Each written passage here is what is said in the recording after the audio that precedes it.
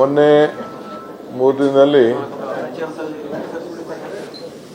ಸತೀಶ್ ಜಾರಕಿಹೊಳಿ ಅವರು ಬನ್ನಿ, ಇಲ್ಲಿ ಬನ್ನಿ ಸತೀಶ್, ಇಲ್ಲ ಇಲ್ಲಿ ಬನ್ನಿ, ಇಲ್ಲಿ ಕಡೆ ಬನ್ನಿ.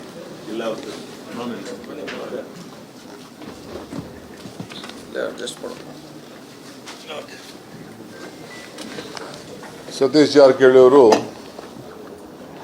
ಇವತ್ತು ಸಭೆಯನ್ನ ನಡೆಸಿದ್ದೇವೆ. ಎಲ್ಲ ಶಾಸಕರನ್ನ, ಈ ಪುತ್ತೂರು ಕರ್ನಾಟಕದ ಎಲ್ಲ ಶಾಸಕರನ್ನ, ಜನಪ್ರತಿನಿಧಿಗಳನ್ನ, ಸಂಸತ್ ಸದಸ್ಯರನ್ನ ಕೂಡ ಆಹ್ವಾನಿಸಿದ್ದು. ಎಲ್ಲ ಪಾರ್ಟಿಯವರು ಕೂಡ ಎಲ್ಲ ಬಹಳ ಗೌರವದಿಂದ ಬಂದಿದ್ದರು. ಮೊನ್ನೆ ನಾನು ಗುಲ್ಬರ್ಗಾದಲ್ಲಿ ಆ ಗುಲ್ಬರ್ಗಾ ವಿಭಾಗದ, ಕಲಬುರಗಿ ವಿಭಾಗದ ಸಭೆಯನ್ನು ನಡೆಸಿದೆ. ಬಸವಣ್ಣನ ನಾಡು ಅವರ ಅನುಭವ ಮಂಟಪದಿಂದ ಅಲ್ಲಿ ಪರಿಶೀಲನೆ ಮಾಡಿ, ಅಲ್ಲೋಗಿ ಒಂದು ಸಭೆ ಮಾಡಿ, ಅಲ್ಲಿರುವಂಥ ಎಲ್ಲ ಶರಣರ ಭೇಟಿ ಮಾಡಿ ಅವರ ಮಾರ್ಗದರ್ಶನ ಕೂಡ ಪಡೆದು ಆ ಬಸವ ಕಲ್ಯಾಣದಲ್ಲಿರುವಂಥ ಎಲ್ಲ ವರ್ಗದ ಜನ ಅವರ ಪುತ್ಥಳಿಗೆ ಗೌರವವನ್ನು ಕೊಟ್ಟು ಆ ಸಮಾಜಗಳನ್ನು ಭೇಟಿ ಮಾಡಿ, ನಮ್ಮ ಕಾಂಗ್ರೆಸ್ ಪಕ್ಷದ ಸಭೆ ಕೂಡ ರಾತ್ರಿ 9 ಗಂಟೆಯಿಂದ 10:30ವರೆಗೂ ನಡೆಸಿ, ಅದಾದಮೇಲೆ ಬೆಳಗ್ಗೆ ಗುಲ್ಬರ್ಗಾ ಕಾರ್ಯಕ್ರಮವನ್ನು, ಸಭೆಯನ್ನು ನಡೆಸಿದ್ದೇನೆ.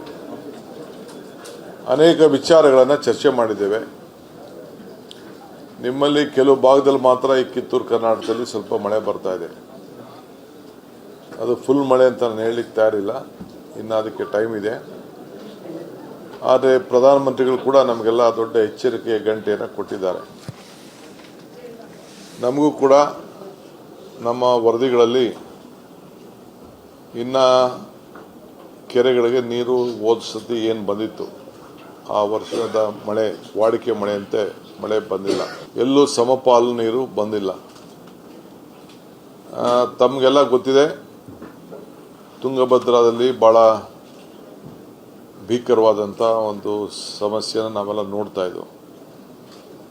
ಹೋದ ವರ್ಷ ಗೇಟು 19ನೇ ಗೇಟ್ ಒಡೆದೋಗಿತ್ತು. ನಾನೇ ಅದಕ್ಕೆ ನೀರಾವರಿ ಮಂತ್ರಿ ಆಗಿದ್ದ ಸಂದರ್ಭದಲ್ಲಿ ಭೇಟಿ ಕೊಟ್ಟಿದ್ದೆ. ತಕ್ಷಣ ಹೋಗಿ ಎಲ್ಲ ಗೇಟ್ಗಳನ್ನು ಬದಲಾಯಿಸಬೇಕು ಅಂತ ಹೇಳಿ ತೀರ್ಮಾನವನ್ನು ಮಾಡಿದ್ದೇವೆ. ಇದಲ್ಲದೆ ರಾಜ್ಯದ ಎಲ್ಲ ನೀರಾವರಿ ಗೇಟ್ಗಳನ್ನು 50 ವರ್ಷ ಯಾವುದಾದ್ರು ತುಂಬಿದೆ ಅದನ್ನೆಲ್ಲ ಟೆಕ್ನಿಕಲ್ ಆಗಿ ನಾವು ಸ್ಟಡಿ ಮಾಡ್ತಾ ಇದ್ದೇವೆ. ಎಲ್ಲೆಲ್ಲಿ ವರದಿ ಬರ್ತದೋ ಅದನ್ನೆಲ್ಲ ನಾವು ಬದಲಾವಣೆ ಮಾಡಲಿಕ್ಕೆ ತೀರ್ಮಾನವನ್ನು ಮಾಡಿದ್ದೇವೆ. ಸೊ ಈಗಾಗಲೇ 33 ಗೇಟ್ ಕೂಡ ಮಾಡಿದೋ. ನಮ್ಮ ಸರ್ಕಾರದ ಮೊದಲನೇ ಕರ್ತವ್ಯ ರೈತರನ್ನ ಬದುಕಿಸಬೇಕು. ಆ ತುಂಗಭದ್ರಾ ಸಮಸ್ಯೆ ಬಹಳ ದಿನದಿಂದ ನಿಂತಿದೆ. 31 TMC ನೀರು ಹೂಳು ಒಳಗಡೆ ತುಂಬಿದೆ.